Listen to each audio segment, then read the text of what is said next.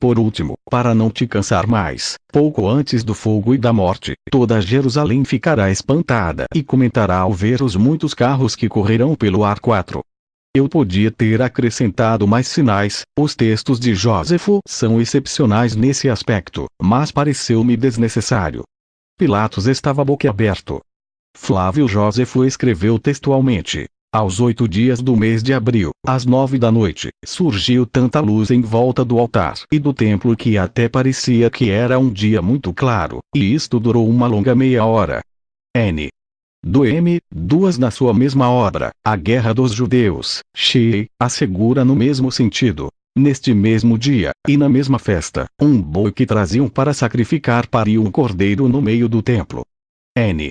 Do M. 3 a porta oriental do templo interior, continua no mesmo parágrafo, sendo de cobre, muito grande e muito pesada, que só podia ser fechada cada noite por 20 homens, e que tinha os ferrolhos todos de ferro e as aldrabas muito altas, que entravam no buraco de uma pedra muito grande que estava no umbral da porta, apareceu aberta uma noite às 6 horas sem que ninguém se tivesse aproximado dela. N. Do M. 4 Jósefo narra assim este fato surpreendente. Poucos dias depois das festas, aos 21 dias do mês de maio, um outro sinal incrível apareceu a todos muito claramente. Talvez o que quero dizer fosse tomado por fábula se não vivessem ainda alguns dos que o viram, e se não tivessem acontecido os fins e as mortes tão grandes como os sinais. Porque, antes do pôr do sol, apareceram no ar muitos carros que corriam em todas as direções e esquadrões armados, passando pelas nuvens espalhadas por toda a cidade. Porque no dia da festa a que eles chamam Pentecostes, depois de os sacerdotes terem entrado de noite na parte do templo mais fechada, para fazerem, como era costume, os sacrifícios, sentiram ao princípio um certo movimento e ruído e, prestando atenção para ver o que seria, ouviram de súbito uma voz que dizia: vamo-nos daqui, N. Do M. A presença no tetrástilum de 2 criados tirou do transe. Enquanto um abria espaço entre os restos daquela comezaina, o que recebera a ordem colocou em cima de uma mesa uma bandeja de madeira. Nela viu uma caixinha de osso trabalhado, um martelo pequenino e uma taça de prata de boca larga. Vi que havia no seu interior um punhado de pérolas. O procurador despediu-os com um grunhido. Esforçou-se por chegar a tão estranha encomenda, mas o seu abdômen, duro e pesado como um odre cheio de pés, resistiu. As sucessivas tentativas agitaram-lhe o estômago e arrotou cavernosamente. Por fim, conseguiu o seu objetivo e, destapando a caixinha, sorriu, satisfeito. Pegou logo numa pérola, examinou-a entre os seus dedos curtos e roliços e, com um suspiro de resignação, colocou-a sobre a toalha. O centurião encheu as taças e, com a maior naturalidade, como se tratasse de um costume rotineiro, agarrou no martelo e deu uma terrível martelada na pérola. O nácar branco acinzentado, de bom oriente, sem dúvida, cintilou tristemente. Com mais 2 ou 3 marteladas, a peça ficou pulverizada. Sífilis, serviçal, foi recolhendo o pó com a ponta do punhal, deitando-o no vinho, que agitou e ofereceu ao seu chefe. Saúde! Lá se vão 1000 sestércios. Pôncio bebeu até a última gota e arrotou novamente. Compreendi. Se não me falhava a memória, as pérolas, que mais não são do que uma aragonita, contêm uma percentagem elevada de carbonato de cálcio, 84%, uma substância orgânica que decora com quelina, 13%, e água, 285%. O carbonato de cálcio é um sal e usa-se habitualmente como antiácido, absorvente e antidiarreico. Supus que o efeito antiácido da pérola aliviaria a sua pesada digestão. E, lembrando-me de que é insolúvel em água e álcool, atrevi-me a recomendar-lhe que, no futuro, o tomasse diretamente. O procurador desconhecia a minha faceta de curandeiro e, entre os vapores do vinho, propôs-me que passasse a fazer parte da sua equipe de médicos. Prometi pensar na sua proposta tão atrativa assim que acabasse os negócios que reclamavam a minha presença na Galileia. O encontro estava chegando ao fim. Mas, antes de nos despedirmos, Pilatos, numa demonstração de agradecimento, pôs nas minhas mãos a misteriosa caixinha de osso. Olhei para ele sem compreender. Abra. É para ti, com o meu reconhecimento. Repeti a vênia e, intrigado, obedeci. O estojo continha uma esmeralda com uma anêmona talhada. Examinei-a entre vivas mostras de alegria e gratidão. O embriagado governador encheu-se de orgulho e satisfação. O que procurei ocultar foi, é claro, a minha decepção. Ao pegar nela e deixar que os raios do sol a iluminassem, percebi que se tratava de uma hábil falsificação. Sem dúvida, um crisopraso. Mas, como disse, tive muito cuidado em não contrariar o ufano anfitrião. Prometeu receber-me em Cesareia, de acordo com o combinado, depois de lhe pedir licença para interrogar a patrulha que montara guarda no sepulcro do Nazareno. Civilis e eu retiramo-nos. Na verdade, a minha entrevista com 6 dos 10 soldados, 4 estavam de serviço nas torres, também não trouxe novos dados sobre o acontecimento. Civilis, sempre presente, prestou uma inestimável ajuda. Mas os legionários não souberam explicar o que acontecera. Ninguém se aproximara do lugar e ninguém deslocara as pedras. Isso ficou claro. Quanto ao desmaio coletivo, silêncio. Não houve nenhum, como era de esperar, que me soubesse dizer por quê. As cabeças foram invadidas por um fortíssimo zumbido e caíram por terra, como mortos quando voltaram a si. Alguns vomitaram. Foi tudo o que pude extrair deles.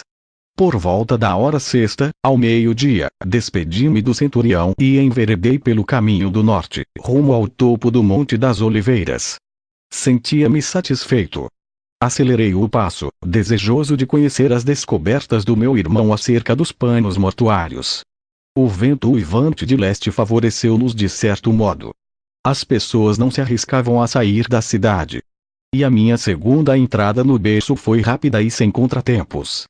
Pelas 12h30, quase 24 horas depois de ter saído dele, consegui ver, com a ajuda dos crótalos, a estrutura do módulo, luminosa, firme e altiva na clareira pedregosa, como uma bandeira de paz de outro tempo e de outros homens. O meu irmão, sem mais demoras, passou a informar-me. Era muito o que havia descoberto e mais ainda o que iria surgindo com o passar dos dias. Agora, por estritas razões de economia e eficiência, mencionarei apenas algumas destas descobertas. Teremos tempo para voltar ao assunto. Espero. Um dos dados que não quero passar em claro é o do peso, textura e dimensões do lençol que serviu para envolver o cadáver do filho do homem. Exatamente, 234 gramas por metro quadrado. Isto é, observando os seus 4,36 x 1,10 metros, obtivemos um total de 1.123 kg. O tecido, opaco e espesso, mostrou-se muito irregular, tanto na fiação como na textura. Esta era tipo sarja, também conhecida na atualidade como espinha de peixe, com uma média de 40 fios por centímetro quadrado na urdidura e 30 na trama. Eliseu contabilizou 27 inserções por centímetro.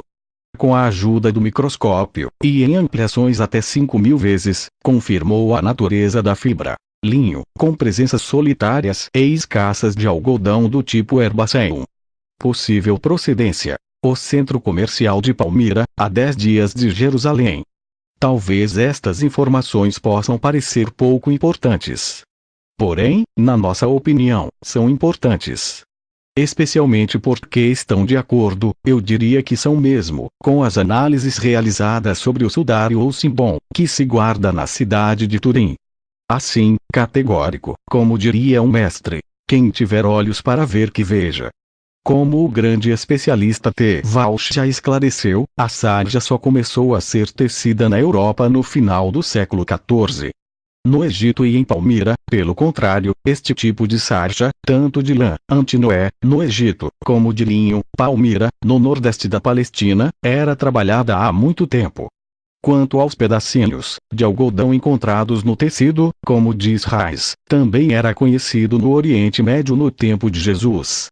Nas ampliações foi possível apreciar perfeitamente o tipo de sarja, de 4 em espiga. Num fio da urdidura encontraram-se 3 de trama por cima e 1 por baixo. N. do M. Graças ao microscópio ultra-opaco e às sofisticadas técnicas espectrofotométricas de que dispunhamos no berço, foi possível identificar e confirmar no lençol resíduos de urina, suor, bem como outros compostos orgânicos, fundamentalmente ungüentos. Seria prolixo e esgotante enumerar a constelação de dados resultantes destas prospecções. Me limitarei, por conseguinte, e já que esses escritos têm uma finalidade somente descritiva, a constatar aquelas descobertas que chamaram a nossa atenção. Por exemplo, falando da urina, presente entre os fios do lençol devido, sem dúvida, ao relaxamento dos esfíncteres, a sua concentração era muito grande, com um considerável índice de potássio, um excesso de açúcar, até resíduos de proteínas, derivadas, certamente, da mioglobina. Resumindo, uma urina muito ácida 2, sinal de algo que sabíamos. O tremendo sofrimento daquele homem durante a sua paixão e morte. Na toxicologia forense, as técnicas espectrofotométricas são muito úteis. Fundamentam-se no estudo dos espectros de absorção. Ao contrário dos de emissão, que são produzidos por corpos incandescentes, os primeiros são devidos à absorção de determinadas radiações. O espectroscópio consiste num prisma que recebe, por uma fenda, a luz do foco luminoso. Esta é decomposta ao atravessar o prisma numa série de linhas que constituem o espectro de emissão do foco. Mas as vibrações luminosas, ao atravessarem certos corpos, são em parte absorvidas, diferenciando-se a luz transmitida da primitiva. Esta absorção é variável, segundo a substância e, em muitos casos, totalmente característica. Por meio de um espectrofotômetro e um espectrocolorímetro, podemos realizar uma determinação quantitativa fácil e exata das substâncias que impregnavam o linho, suor, urina, sangue etc. O cavalo de Troia escolheu para esta fase da missão o espectrofotômetro de Beckmann, modelo DB, de duplo feixe.